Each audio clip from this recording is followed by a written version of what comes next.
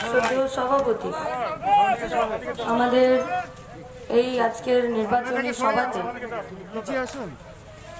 যারা আমাদের সংযুক্ত মোর্চার নেতৃত্বরা কর্মীবৃন্দরা উপস্থিত আছেন, যারা দূরে দাঁড়িয়ে আমাদের কথা শুনছেন, তাদের প্রত্যেককে আমাদের ছাত্র যুব সংগঠন, আমাদের পার্টি সিপিআইএম এবং আমাদের সংযুক্ত মোর্চার পক্ষ থেকে লাল সালাম। আজকের এই নির্বাচনী সমাবেশে উপস্থিত আছেন দুর্গাপুর এই পূর্ব কেন্দ্রের প্রার্থী, আমাদের ছাত্র যুব আন্দোলনের রাজ্যের দেশের আমাদের নেতা শ্রমিক সংগঠনের নেতৃত্ব আবাস রায় চৌধুরী সহ সমস্ত শ্রমিক সংগঠনের নেতৃত্বরা। প্রথমে আমরা আপনাদের কাছে একটাই কথা বলতে চাই যে যা ভালোবাসা, সম্মান, আশীর্বাদ এবং যা কিছু আমার সম্পর্কে বলা হলো, আমি কিন্তু তা নয়। আমি বা আমার সাথে সংযুক্ত মোর্চার যারা একটা নাম হিসাবে, ক্যান্ডিডেট হিসাবে আমরা নমিনেশন ফাইল করেছি, লড়াই করতে শিখিয়েছে আমাদেরকে আমাদের বামপন্থা, আমাদের লাল ঝান্ডা, আমাদের ডিওয়াইএফআই, এসএফআই। সেই লড়াইটাই যেভাবে বলেছে যে লড়াইয়ে কোনোদিন আপোষ হয় না, লড়াইয়ে কোনোদিন 99.99% হয় না, লড়াই মানে 100%টাকে 200%-এ নিয়ে যেতে হয়, সেটাই আমরা করেছি। আর সেটা করতে গিয়েই আমাদের কাছে আজ থেকে সব থেকে বড় উদাহরণ হলো এবিপি আনন্দ একদিন আমাদের পূর্ব বর্ধমানের আমাদের ক্যান্ডিডেট পৃথা, তা সবাই চেনে, আমাদের ছাত্র আন্দোলনের নেত্রী। তার আরো অনেক পরিচয় আছে, কিন্তু পৃথা সেই পরিচয়ে কারো কাছে আসতেও চায় না, বলতেও চায় না। সেটা তার একদম শ্রেণী চেতনা, মনের জোর, মানসিকতা এবং চেতনার মধ্যে রেখে লড়াইটা করতে চায়। সেই আমার বোন, আরো একজন ক্যান্ডিডেট, আরো একজন, এই অসংখ্য আপনারা যারা বসে আছেন তারা কিন্তু অন্তত পক্ষে দুর্গাপুর পূর্ব বিধানসভায় আপনারা প্রত্যেকে এক একজন আবাস রায় চৌধুরী, যাদেরকে মূল আবাস রায় চৌধুরীর সঙ্গে এই সমস্ত আবাস রায় চৌধুরীকে লড়াই করতে হবে দুর্গাপুরকে বাঁচানোর জন্য। ঠিক সেই রকম ওই পৃথাকে জিজ্ঞেস করেছিল এবিপি আনন্দ যে পৃথা, এই যে দীপশিতা বালিতে লড়ছে, সিঙ্গুরে সৃজন লড়ছে, নন্দীগ্রামে মীনাক্ষী, কামারহাটিতে সায়নদীপ, ডায়মন্ডে প্রতিকূল, জামুরিয়াতে ঐশী, এখানে তুমি, তোমার কেমন লাগছে এই সেলিব্রিটি ভাব? পৃথা একদম জল না মিশিয়ে দুটো লাইনে এত সুন্দর কথা বলেছে, আর যেটা আমাদের প্রত্যেককে মনে মাথায় গেঁথে নেওয়া উচিত। পৃথা বলেছে শ্রেণী চেতনায়, শ্রেণী সংগ্রামে লড়াই করতে এসেছি। আমাদের সংগঠনে, আমাদের পার্টিতে সিপিআইএম আর সেলিব্রিটি দুটো থাকতে পারে না, হয় সেলিব্রিটি হবে তাহলে সিপিএম হবে না, যদি সিপিএম হবে তাহলে সেলিব্রিটি হবে না। লড়াইটা লড়াই, আর লড়াইয়ের জায়গাতে আমাদেরকে যে শ্রেণী চেতনা বাঁচাতে হবে দুর্গাপুরকে, क्योंकि दुर्गापुर अगर नहीं बचेगा तो बेरोजगार नौजवानों का कतार दिन पर दिन लंबा होता जाएगा। आज कारखानार मालिक, देशेर सरकार, देशेर पलिसी কেন এত নির্মম ভাবে, নিষ্ঠুর ভাবে একটার পর একটা কারখানা বন্ধ করে দিতে চাইছে? কেন? কারণ সরকার এবং কারখানার মালিক, যেটা প্রাইভেট হতে পারে, সেটা সরকারি জায়গায় হতে পারে, সেটা একটা সরকার দেশের শিল্প সংস্থাকে, দেশের কাজের সংস্থাগুলোকে বন্ধ করে দিতে চাইছে। তাদের একটাই পলিসি হলো যে কারখানার বাইরে, শিল্পের গেটের বাইরে যদি বেকার ছেলে মেয়েদের সংখ্যা বাড়ে, তাহলে কারখানার ভেতরে যে কাজ করছে তাকে অতি সহজেই তার সমস্ত রকম অধিকার থেকে বঞ্চিত করা যায়, তাকে অত্যাচার করা যায়, তাকে শোষণ করা যায়। কারণ আমি যদি বলি কারখানার ভেতরের একজন শ্রমিক হিসাবে যে কারখানা বাঁচাতে হবে, বেতন বাড়াতে হবে, বোনাস বাড়াতে হবে, ইউনিয়ন করতে দিতে হবে, আমার পিএফ পেনশন গ্র্যাচুইটির কথা ভাবতে হবে, তো কারখানা কা মালিক বহুত খুবই আসানির সাথে আমাদেরকে বলছে কাজ করার আছে করো, নইলে তোমার থেকে কম বেতন, কম পেনশন, কম বোনাস, কম গ্র্যাচুইটিতে কাজ করার জন্য কারখানার বাইরে বেকারদের সংখ্যাটা অনেক লম্বা আছে, করবার আছে করো, নইলে ওরা তোমার জায়গায় কাজ করবে, তোমাকে বাদ দিয়ে দেবো। আর आज भारतवर्ष में एनडीए गवर्नमेंट का सरकार आज इन लोगों का घोषित पॉलिसी है, जो पॉलिसी थे और इससे पहले भी बोलने का कोशिश किए थे जब অটল বিহারী বাজপেয়ী জি थे।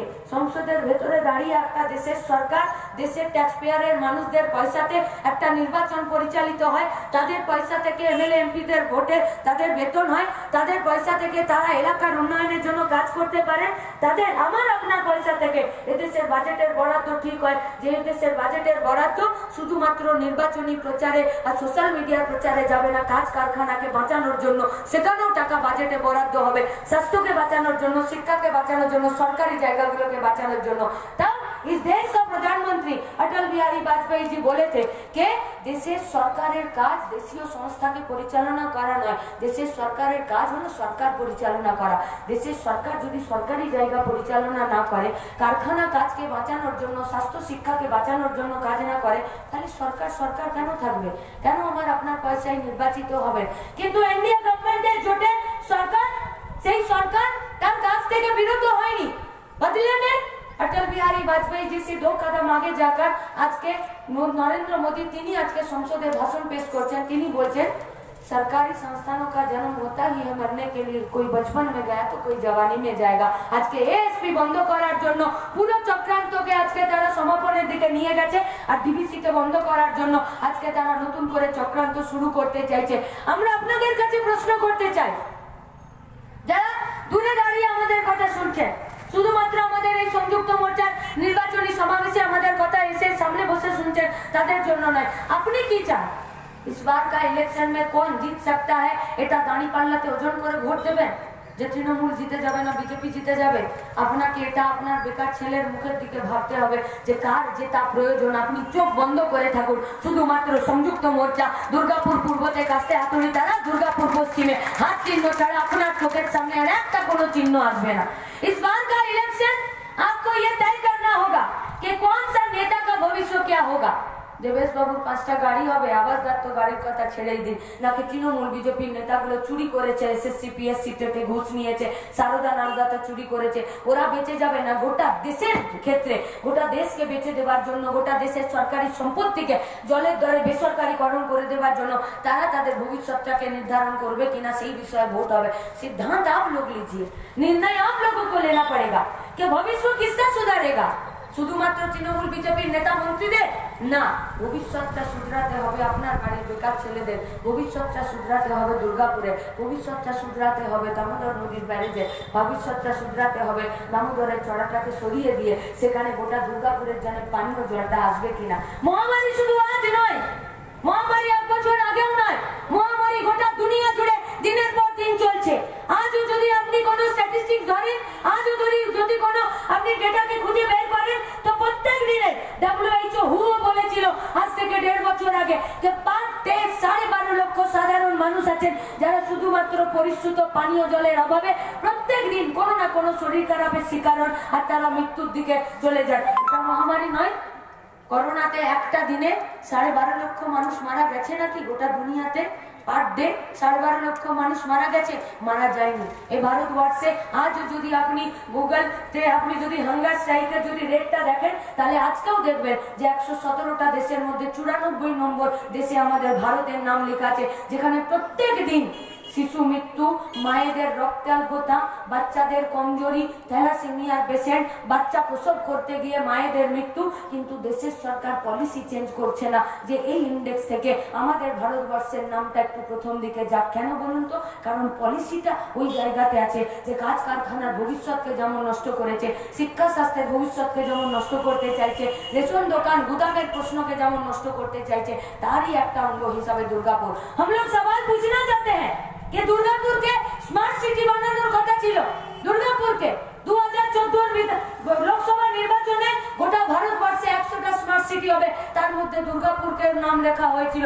প্রথমবার 2014তে বাবু সুপ্রিয় বিজেপির পার্টি থেকে জিতলেন, 2019-এ আবার জিতলেন, 2014তে দুবার মন্ত্রক পাল্টে দিয়ে ডিপার্টমেন্ট পাল্টে দিয়ে মন্ত্রী থাকলেন। চিত্তরঞ্জন রেল ইঞ্জিন কারখানা বন্ধ হয়েছে, হিন্দুস্তান কেবলস বন্ধ হয়েছে, বান স্ট্যান্ডার্ড বন্ধ হয়েছে, এএসপি কে বলছে এটা রুগ্ন। हम लोग पूछना चाहते हैं যারা এএসপির ভেতরে কাজ করছেন কারখানার শ্রমিকরা, তারা তাদের ভাতঘর বন্ধ করে দেওয়ার জন্য কাজ করছেন নাকি? তা তো করছেন না, কেউ করে না, কোনো শ্রমিক করে না, কোনো মজদুর করে না। সে লড়াই করে কারখানাটাকে বাঁচানোর জন্য, সে লড়াই করে কারখানাটাকে আরো বেশি বেকার ছেলেদের চাকরিটা কি করে হবে তার জন্য, সে লড়াই করে কারখানাটা সম্প্রসারণ হবে তার জন্য। এই যে চণ্ডীদাসের মার্কেট আছে, এই চণ্ডীদাসের মার্কেটটা আগে কতটুকু জায়গায় ছিল? যখন এএসপি লাভ করেছে, মুনাফা করেছে, এএসপি যখন সম্প্রসারণ হয়েছে, সেখানে যখন কর্মী সংখ্যা বেড়েছে, সেটা যখন লাভের মুখ দেখেছে, চণ্ডীদাসের মার্কেটটাও পিছনের দিকে আস্তে আস্তে আস্তে আস্তে তার লম্বাটাও বেড়েছে। এটাই হয় কারখানার মুনাফা। সরকারি জায়গাতে যখন শ্রমিকরা ভালো করে কাজ করে তখন। কিন্তু আজ দেশ का सरकार ये बोल रहा है कि না এএসপি বলুন আর রেলওয়ে স্টিল প্ল্যান্ট বলুন, অন্য কোনো ইস্পাত কারখানা বলুন, এগুলো সব আস্তে আস্তে লসে চলছে। এখানকার মাল যদি সালেমে যায়, সালেমের মাল যদি এখানে যায়, এত দূরের রাস্তা, পেট্রোল ডিজেলের দাম এত বাড়িয়ে যায়, কি করে কারখানা যে লাভে পূরণতে চলছিল এখন সেই মালে আসবে? আমরা জানি নিশ্চিতভাবে শ্রমিক সংগঠনের নেতৃত্বরা এখানে আছেন। এ বিষয়ে আরো শুধুমাত্র নির্বাচনী সমাবেশে নয়, ডোর টু ডোর আমাদের শ্রমিক পরিবারগুলোতে, আমাদের এলাকার সাধারণ মানুষের সাথে এই একদম চুলচেরা বিশ্লেষণ করে আমরা আমাদের কথাকে নিয়ে যাচ্ছি। কিন্তু আপনাদের কাছে আমরা আবেদন করছি, আপনারা কি চাইছেন? কি চাইছেন আপনারা? পশ্চিমবঙ্গের ভবিষ্যৎ কি হবে? ভারতবর্ষের ভবিষ্যৎ কি হবে? এই গোটা দুনিয়ার ভবিষ্যৎ কি হবে? इस बार का इलेक्शन कि कौन पार्टी सरकार गठन करेगा उससे ज्यादा मायने रखता है। गोटा दुनिया राजनीतिते, राजनीतिर पलिसि समीकरणटा कोन दिके जाबे सेई বিষয়ে হবে এবারে রাজনীতি, এবারে বিধানসভা নির্বাচন। 2011 যখন সরকারটা চলে গেছে তখনও গোটা দুনিয়ার কাছে রিসার্চের বিষয় ছিল যে 34 বছরের একটা বামফ্রন্টের একটা লাল ঝান্ডার সরকার, যারা বর্গার আন্দোলন করেছে, যারা জমিদারদের হাত থেকে জমি কেড়ে নিয়ে, যারা গরিব খেটে খাওয়া কৃষকদের হাতে যারা জমিটাকে দিয়ে দিয়েছে, তারা কি করে আজকে মালিকদের দাবিদারি করছে, তারা কি করে কর্পোরেটদের দাবিদারি করছে, তারা কি করে জমিটাকে কেড়ে নিতে চেয়েছিল। সেদিনও লাল ঝান্ডা বামফ্রন্টের সরকার বলেছিল চক্রান্ত, 2016তেও বলেছি চক্রান্ত, 2014, 2019 নির্বাচনের সময়ও বলেছি চক্রান্ত, বাকি সময়ও বলেছি চক্রান্ত। আর আজকে মুখ্যমন্ত্রী মমতা ব্যানার্জি অন ক্যামেরা মিডিয়ার সামনে ঘোষণা করছেন যে হ্যাঁ পুরোটা চক্রান্ত ছিল, আমি একা করিনি, অধিকারী ঘরের বাপ বেটা ওরাও চটি পড়া পুলিশ ঢুকিয়েছিল। কিন্তু আজকে নন্দীগ্রামের বিরুদ্ধে চক্রান্ত করে কি লাভ হলো? কেমিক্যাল হাব হয়নি। বুদ্ধদেব ভট্টাচার্য বলেছিলেন 11ই মার্চ, 11ই ফেব্রুয়ারি সমাবেশ করে যে এলাকার মানুষ কারখানা চায় না, এখানে কারখানা হবে না। লড়াইটাকে চালিয়ে নিয়ে যাওয়া হলো 14ই মার্চ পর্যন্ত, 14ই মার্চ পর্যন্ত। কিন্তু তারপরেও তো 2011 পরে 2016 ইলেকশন হয়েছে, 2013, 2018তে এখানে ইলেকশন হয়েছিল পঞ্চায়েতে, এখানে 2017তে দুর্গাপুরে কর্পোরেশনের ইলেকশন হয়েছে, তার মাঝখানেও তো 2016তে বিধানসভার ইলেকশন হয়েছে। প্রত্যেকটা ইলেকশনে তো মানুষ একথাই বলতে চেয়েছিল যে হ্যাঁ তখন নন্দীগ্রাম সিঙ্গুর হয়নি, কিন্তু তারপরে আমরা আমাদের যা কারখানা আছে সেই কারখানাকে বাঁচাতে চাইছি।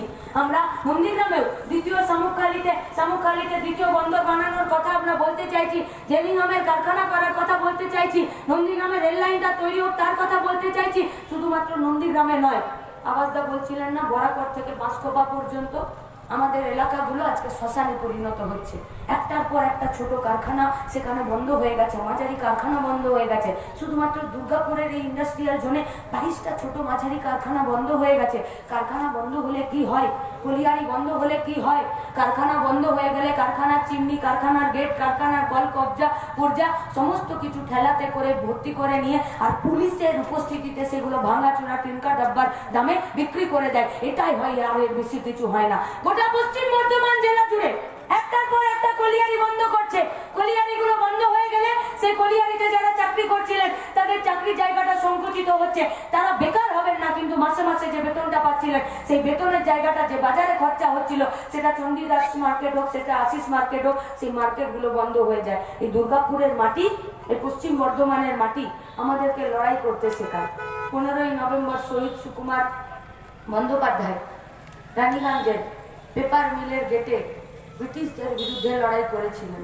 বাড়িতে সদ্য বিবাহিত স্ত্রীকে ছেড়ে দিয়ে কারখানাকে রক্ষা করার জন্য ছাত্র আন্দোলন থেকে গিয়ে শ্রমিক সংগঠনে গিয়ে সেখানে যখন লড়াই আন্দোলন করছেন, ড্রাইভার সিট থেকে নেমে পড়েছিল ব্রিটিশরা। তাদের একজন কর্মী, তাদের একজন কর্মচারী ছিলেন যিনি গাড়িতে বসে নিয়ে তার উপরে লরিটা চালিয়ে দিয়েছিলেন। সুকুমার বন্দ্যোপাধ্যায় মারা গেছেন, বিমল দাশগুপ্ত মারা গেছেন, আশিস জব্বার মারা গেছেন। এই মারা যাওয়ার সংখ্যা, খুন হওয়ার সংখ্যা, শহীদ হওয়ার সংখ্যা প্রত্যেক দিন বেড়েছে।